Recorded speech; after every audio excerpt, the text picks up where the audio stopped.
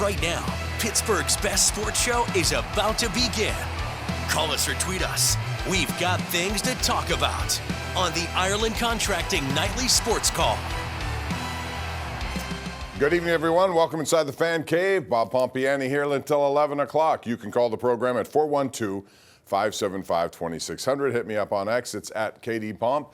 As we have now reached the end of the NFL season with the Seattle Seahawks on top of it all with a 29-13 win over New England in a game that was not as close as that score indicated. It's very interesting how it went down because it was just field goal after field goal by Jason Myers. That was it.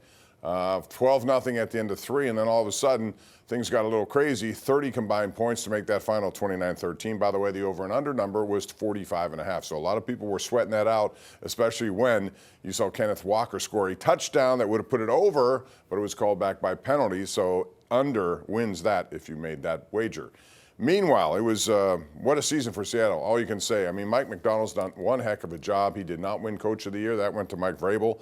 But you certainly could have picked Mike Macdonald. I know when he went there last year as a rookie head coach for the first time after leaving the Ravens, he won 10 games. But, man, they made some drastic changes in the offseason, including bringing in Sam Darnold. And what a story that is. He's gone to 5 different teams, and finally now he has a Super Bowl and, man, a rejuvenated career.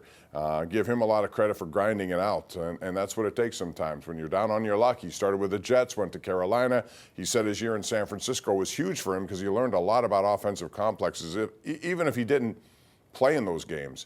And then he goes to Minnesota. Minnesota's probably kicking themselves. They let him go in favor of J.J. McCarthy, who did not have the best of seasons last year, but he was their number 1 pick, and they stuck with him and let Darnold go to Seattle on a 3-year, $100 million contract. So Seattle wins it all, a dominant defensive game. I don't know who's going to get the MVP. Probably Kenneth Walker, I would think, because he had 27 carries for 135 yards. Before that touchdown was disallowed.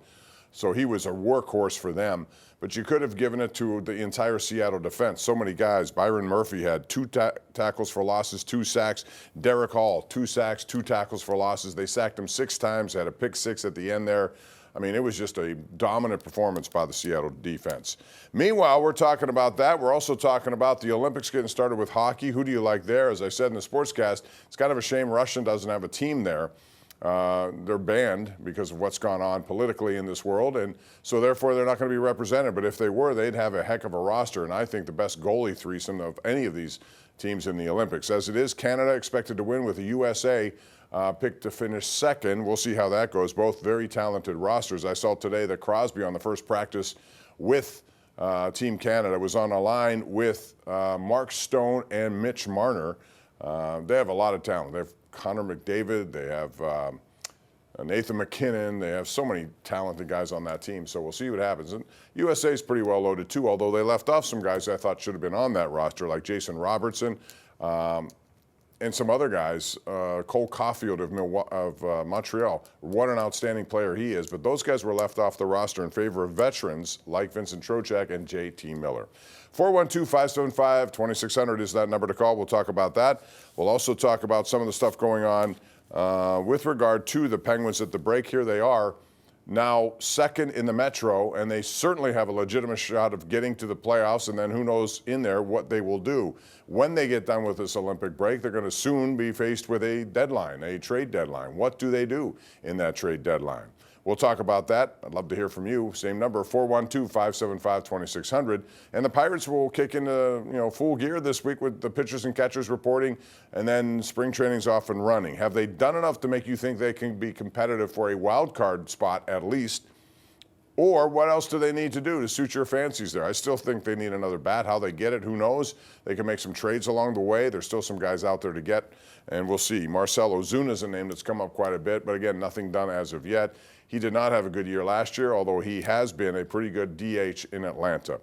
So we'll open up the phone lines with that, 412-575-2600. Call, air your opinions, and then tonight at 11:35, we'll be on live with the #1 Cochrane Sports Showdown. Andrew Filipponi, Mike DeCourcy of the Sporting News, along with, who's our third one now? I'm forgetting off the top of my head.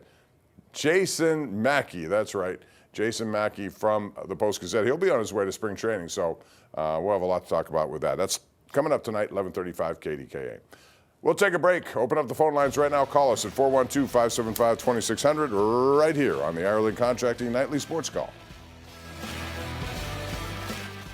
All right, welcome back. This is our Xfinity tweet of the night from Colin Cowherd, FS1. Just a reminder, Matt Stafford in Seattle against this defense 2 weeks ago, 22 of 35, 374, and 3 touchdowns. Yeah, that's why he's the MVP of the National Football League and what was a great season for him. The problem is New England's offense could not duplicate that sort of effort there. L.A. very easily could have won that game, but their defense was not good enough to contain Darnold and company, and Darnold in that game had similar numbers. All right, let's get to the phones. Again, your opportunity to call now until 11 o'clock is wide open for you. We'll begin with, let's go to J.C. in Dormont, who begins. Hello, J.C., how are you? I'm doing great, Bob. Thanks for taking my call. Sure. Hey, I know that you're an avid golfer, and I am also. But watching that tournament today with Matsuyama and the person screaming right in the middle of his putting stroke and then carrying it over to the tee box whenever he was another guy screamed. I know that the Phoenix Open is a ruckus crowd, but etiquette is going by the wayside sometimes way too far.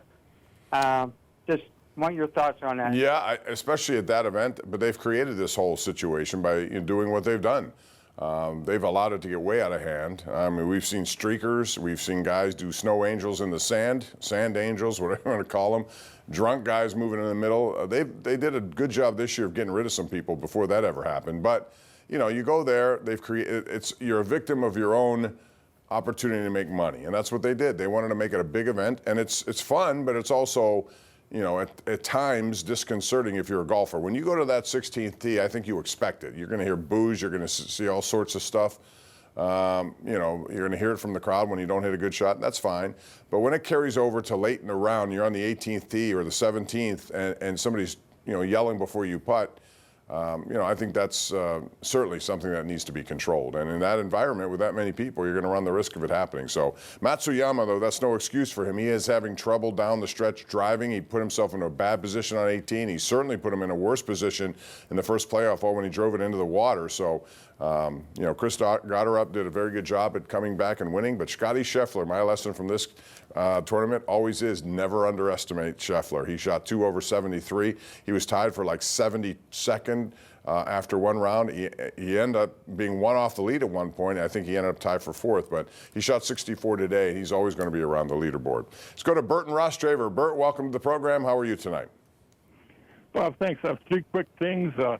First, Vince Lombardi didn't make the Hall of Fame on the first ballot. I'm sure Belichick will make it.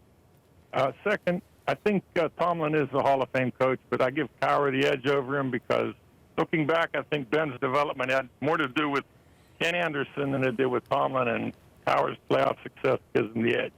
And, excuse me, third, as you pointed out, James Harden's been a notorious playoff bust.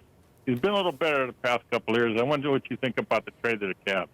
I didn't like that trade. I think that was Donovan Mitchell inspired. I think he wanted that trade, and if he didn't get it, who knows what he might have done, because I think he's at the end of a contract. I'm not sure of that, but it seemed to me that they had a good enough team. I would have stuck with what I had. James Harden is a good player, but for me in the playoffs, I think he becomes very selfish. He likes to shoot a lot, and when he's hot, he's hot. When he's not, it breaks people's backs. And it's happened before in the playoffs. I like Harden, I do, but I don't like him going to that team. I think they had a pretty good chemistry. I like Darius Garland a lot. I would have kept him. I still think he's a young player who complements Donovan Mitchell. But they made a deal. We'll see what it takes them. As far as your other points, you said about Bill Belichick. Well, Belichick's going to get in eventually. They have a situation with the Hall of Fame. They got to figure out what they're going to do with how they include so many contributors, coaches, and then you put players in there. Adam Vinatieri got in this year, and deservedly so. He's one of the best kickers in the history of the game, especially crunch time when the game's on the line. He came up with some big kicks. But the point is, he's going in ahead of guys who've been doing some great work over the years and have had to wait forever, like Hines Ward. He's one of them. L.C. Greenwood is another. And so I think they have to make a better system so that you can keep players by themselves in one category, maybe coaches and contributors in another category. If you put them all together, you're going to end up with a lot of these kind of conversations and a lot of controversy, really, about who should be in, who shouldn't be in. I think Kraft's going to get in eventually. He didn't get in now, and I wonder what that means for Brady. Next year it's going to be very interesting, and we're going to talk about this on the #1 Cochran Sports Showdown. Ben Roethlisberger is a first-timer. So is Antonio Brown. But they're going in along with Adrian Peterson, along with Richard Sherman, along with Gronkowski. So they're going to have a lot of guys who are going to take spots away from guys who have been waiting. And they're going to continue to wait until they get to the senior category, and they may never get in. So I think they need to revise a lot of what they do with the Hall of Fame voting, and maybe it'll happen this year. I know Tony Dungy this morning on the pregame show I saw was not happy with the way they had restructured how they vote. He wouldn't relinquish who he voted for, who he didn't, but he said he doesn't like the system the way it is right now. So I expect something to happen over this summer that will change that. Let's go out to Harry in North Huntington. Harry, how are you? Hi, Bob. How are you tonight? Good, Great thanks. show. What's up? My question is, I'm kind of disappointed over politics that the Russian team couldn't get in the Olympics. Same as the 4-team tournament, them and the Czech Republic wasn't in it. But I can't really say. I mean, it's a shame that would have been a great Olympic series. I mean, I can't really say the best hockey team in the world right then unless the Russians in it. Thanks for taking my call. That's what I believe also. Politics aside, when it starts crossing in, then you got issues. See, these same guys are playing in the NHL, and, they're from Russia. That's where they, learned the game. That's where they started their careers. Then they came here. They're still playing in the NHL. So I think when it comes to Olympics, they should just let each of these countries have their teams involved. I think Belarus is another one that's not involved. Not that they're a good hockey factory, but the point is politics should not get involved with sports. At least that's not the way I look at it. I think Russia would have had a good chance of winning the gold medal this year with their team. Some really talented guys on that team. Lou in Baldwin is up right now. Hey, Lou, how are you? Hey, Bob, how you doing? I'm good, thanks. Listen, Aaron Rodgers, I really don't think that's a good idea to bring the man back. He can't scramble. He can't run. He can't throw the ball down the field. I think what you got to do is try to develop Will Howard, because it takes time to develop a new quarterback, and run him the season. If we have a losing season, so be it. If they develop him, that would be great. Or if they don't develop him, they'll know. So I understand that, but it's not going to change. I think McCarthy's made it pretty clear to me that the plan is to bring Rodgers back. He's just waiting to make sure Rodgers wants to go through this whole rigmarole again for another off-season into the season. It's a lot on a body. It's especially a 41 to 42-year-old body like Aaron Rodgers. He still was pretty, to me, very good in the pass game when it came to getting protection. When he was in the pocket, accuracy, he had still strength in that arm going down the field. Everything would break down, though, when he faces a really good pass rush, and things change. And I think you saw that in the Buffalo game. I think you saw that in the Cleveland game in Cleveland. And I definitely think you saw it in that game against Houston in the playoffs. When you get to him quickly, I mean, there's got to be dump downs, or you can't allow plays to develop down the field. So I think that is something that they have to take into account. But their offensive line, is developing, and hopefully it'll give him the kind of protection he needs. But I am understanding the point where you got to start developing other people or look elsewhere. I don't know if they're going to draft a quarterback in this year's draft. They may not be in a position to do that. But certainly in the next 2 years, they're going to have to come up with somebody, and hopefully that's not only the right pick, but they can develop that person as well. Dan in North Huntington, before we go to a break. What's up, Dan? How are you? Hey, Bob, you're a consummate professional, and I appreciate watching every night. Thanks, Dan. I appreciate you calling. I put late money on, got her up on the 15th hole. And good for you. Obviously won. But what is your opinion on the interference from the fans and the effect of betting on this sport? Well, I think that's two separate things. I'm not going to throw that into betting, although if you bet on Matsuyama and he got distracted because someone was heckling him or saying something before he took a swing or made a putt, then you should be mad. I understand that. But listen, that's part of this. When you invite crowds of that massive size in, you're going to get some of that, especially when you allow drinking. And they're very much allowed. So you're going to get guys out of control, loudmouths who become louder. And it goes against everything that I think PGA Tour really wants. But again, they know what they're doing because they have these crowds, and this is the one tournament a year where you have this huge stadium complex built, and you're going to get that. I think players understand it on that whole, but when it carries over, especially late in the round, when a guy has a one-shot lead and he's trying to nurse it home, and you get into him and distract him, I don't think it's a good part of the game. I'm a purist when it comes to golf, and I think etiquette is a big thing, even on behalf of fans. When you go there, you know what you should do as a spectator. You don't have to taunt anyone. You certainly don't have to get in and say something that's going to distract a golfer late. And there are those out there who are going to call and say, all sports figures hear that from time to time. Yes, they do. Golf is a different kind of sport, though, when it comes to that. So that's how I feel. How do you? 412-575-2600. Call right now. We'll try to squeeze more calls in when we come back. We'll take a break. It's the Ireland Contracting Nightly Sports Call, which we do 7 nights a week right here on KDKA+. Walker is the Super Bowl 60 MVP, and rightfully so. Like I said, I think the Seattle defense really was the most valuable group, but they don't give an MVG, they give an MVP, and he had 135 yards rushing on 27 carries and really set the tone for, I think, what happened, especially in the first 3 quarters of that game when Seattle was dominant, physical on offense and defense. Defense was outstanding until things started to open up at the end when New England got desperate. But pretty good effort there by Walker. He's the MVP. You also had 6 different sacks of quarterback Drake May. They made life really difficult for him, and he's normally pretty good about eluding some of that and getting some yards, but he couldn't do it as much as he normally does tonight against Seattle.